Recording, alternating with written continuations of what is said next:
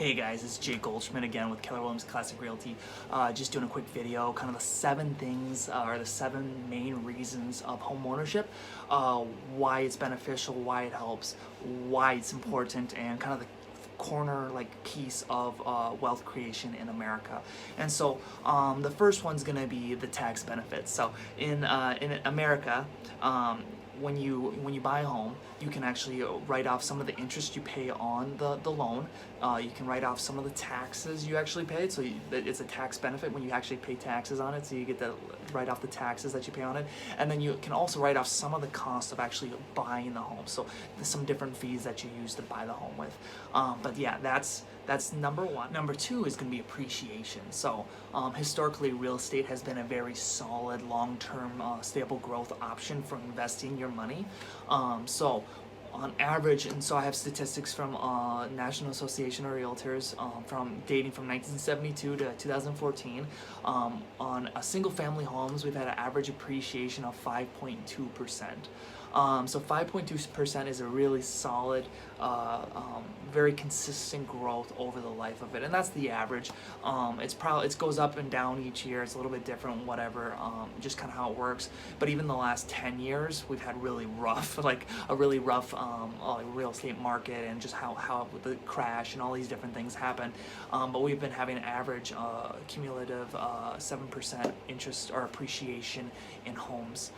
So that's another reason to invest in real estate, just because the average appreciation is 5.2% for the last maybe 50-60 years. And so it's very, very solid, easy thing to do, and it's one of the most safe options, safest investment options you have. Number three.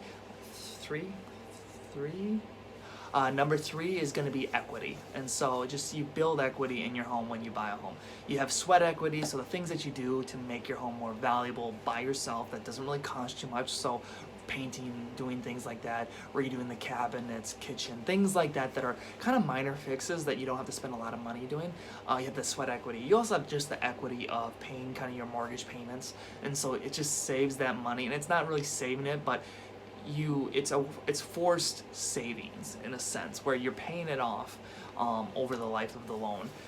And then too, if you're renting, that money doesn't go to you. That money gets lost forever, not lost, but it gets spent forever. And so you never get that money back. Where when you build that equity, you pay your mortgage payments, that kind of a deal. The home, when you go to sell it, or you go to refinance it, or you want to take cash out of it, there's value there. Where renting, there's no value. Besides just being in the apartment or in the home or whatever. So that's kind of the deal. But yeah, so that's the number 3 is equity, is one of the main reasons for home ownership. So number 4, the fourth reason for buying a home is just the savings factor. So you're building equity just kind of on a regular basis of paying your mortgage down, doing that kind of stuff, maybe adding value to it. Also, you're going to have the equity and appreciation value of things, just getting appreciation, the average appreciation over the life of the loan. But then again, one of the best things about it is when you own a home and you go to sell it, you can net $250,000 or $500,000 if you're a married couple, without paying federal taxes on that. So you can have $250,000 worth of cash and equity before you pay taxes on that, or $500,000 if you're a married couple. So that's a ton of money you can make without having to pay federal taxes. So one of the next things, one of the more important things, is going to be predictability. And so the reason why I say predictability is that when you rent, your rent always goes up. Usually probably a couple percent each year, maybe 3%, whatever it is, some type of percentage that your rent goes up. When you're home ownership, if you do a fixed rate loan, so just kind of your basic loan, your mortgage payment will stay the same, or pretty much exactly the same. The only thing that will go up is probably your taxes, your taxes and your insurance, but everything else should stay the same. And you could actually even be paying less over the life of the loan. But there's a lot of different options out there, and so I would recommend talking to a mortgage professional if you have any questions about the loan side of things.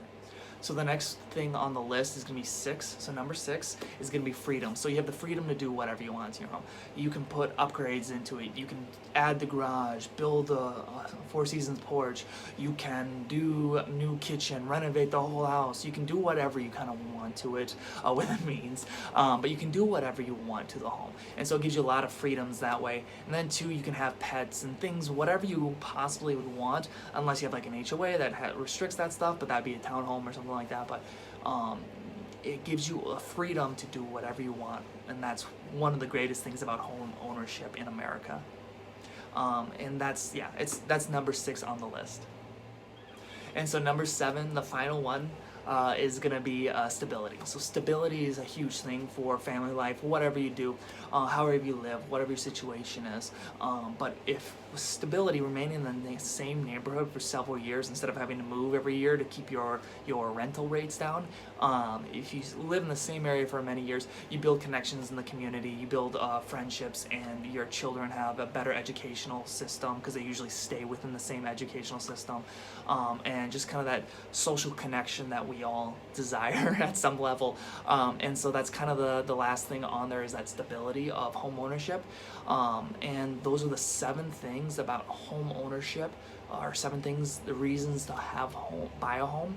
And so if you have any questions about buying, selling, or investing in real estate, feel free to reach out to me. I'll have my contact information down below.